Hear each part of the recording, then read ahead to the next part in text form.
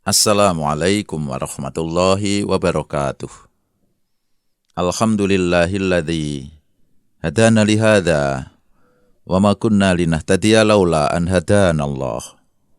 Asyhadu an la ilaha illallah wa asyhadu anna Muhammadar Rasulullah. Allahumma salli ala Muhammadin wa ala alihi wa sahbihi ajma'in. Wa qala Allah ta'ala fil Qur'anil Karim. A'udzu billahi minasyaitonir rajim. Bismillahirrahmanirrahim. Man kana yuridul ajila ta'ajjalna lahu fiha ma nasya'u liman nuridu thumma ja'alna lahu jahannama yaslaha madhmuman madkhura. Shadaqallahul azim. Jamaah kaum muslimin muslimat ikhwani fiddin rahimakumullah.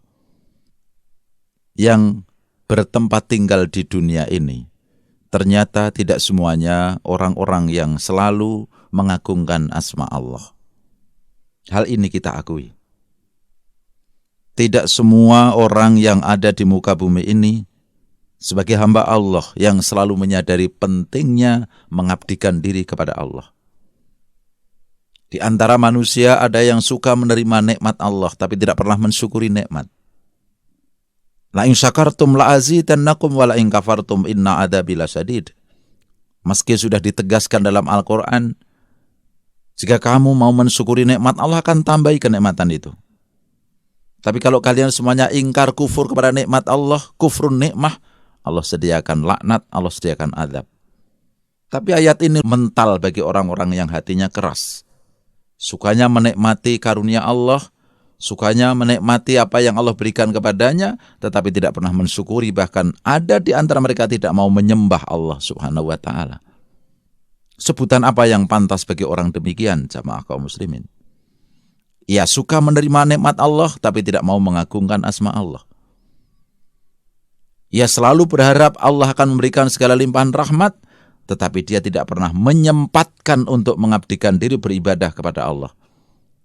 Sebutan apa bagi orang yang demikian? Ia pun ada di bumi Allah. Ia pun mengaku sebagai ciptaan Allah. Tetapi perbuatannya tidak sesuai dengan apa yang dikehendaki oleh Allah SWT. Jelas orang seperti ini, bahasa agamanya mungkin disebut sebagai orang yang lalai terhadap dirinya sendiri. Inilah yang dikatakan pula sebagai orang zalim. Dia melakukan aniaya kepada dirinya sendiri. Kenapa disebut aniaya pada diri sendiri? Karena segala sesuatu yang dilakukan oleh manusia sesungguhnya kembali kepada untuk keberuntungan atau kehancuran bagi manusia itu sendiri. Ketika Allah memerintahkan pada umatnya agar bersedekah bukan untuk memperkaya Allah, tetapi untuk menyelamatkan manusia itu agar hartanya barokah, hidupnya juga semakin barokah. Andaikan seluruh manusia di muka bumi ini tidak mau sedekah, Allah juga tidak menjadi miskin, Allah juga tidak tambah kekayaan, karena memang sejak awal Allah maha kaya dari segala yang paling kaya di muka bumi ini. Ketika ada seseorang diminta untuk sholat tidak mau, dengan berbagai macam alasan mengingkari kewajiban sholat, tidak mengurangi kewibawaan Allah. Manusia ini yang telah mencelakai dirinya sendiri. Manusia ini yang telah berbuat zalim terhadap dirinya sendiri. Allah maha sayang kepada umatnya, kepada makhluknya.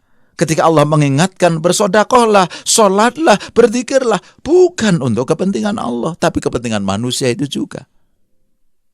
Persoalannya menjadi lucu dan aneh.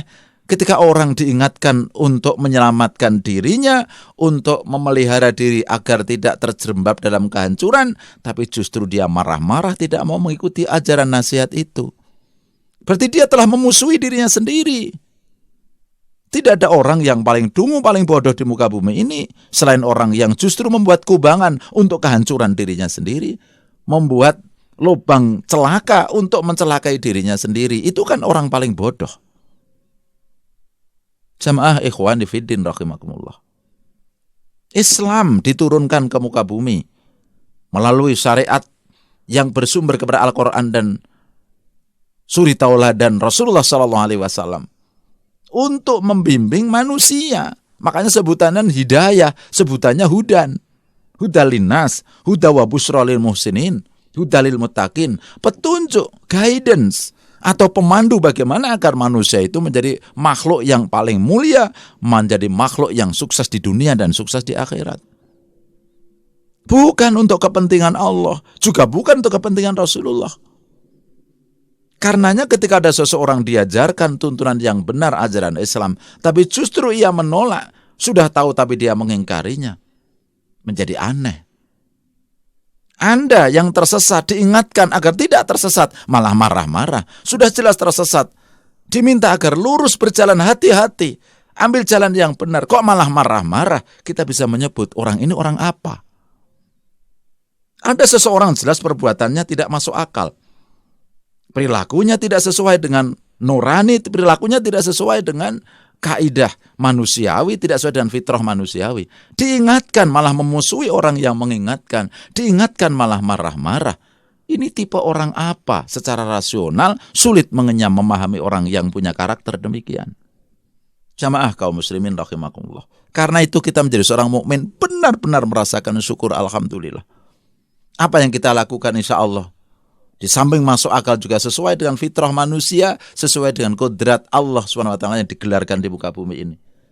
Karena kita menyadari kita semuanya makhluk Allah. Kita ada di bumi Allah, kita di bawah langit Allah, diberi nikmat oleh Allah, dan kita berbakti kepada Allah. Karena kita pun sadar bahwa segala sesuatu yang akan kita lakukan, yang sudah kita lakukan, semua atas bimbingan Allah. Segala sesuatu yang sudah kita lakukan, nantinya sudah semestinya Allah akan menuntut pertanggungjawaban. Persoalannya masih aneh juga ketika ada seseorang sudah tahu yang benar mengingkari, sudah tahu yang lurus cari yang bengkok, sudah tahu alamat yang jelas mencari alamat yang menjadikan dia tersesat. Padahal sudah ada akal, hati nurani, ada orang yang mengingatkan. Mudah-mudahan apa yang kita sampaikan menguatkan hati kita. Setiap kita mendengarkan tausiah akan memperlurus perilaku kita sebagaimana apa yang digariskan oleh Allah Subhanahu wa taala. Subhanakallahumma wa bihamdika asyhadu an la ilaha illa anta astaghfiruka wa atubu ilaik. Wassalamualaikum warahmatullahi wabarakatuh.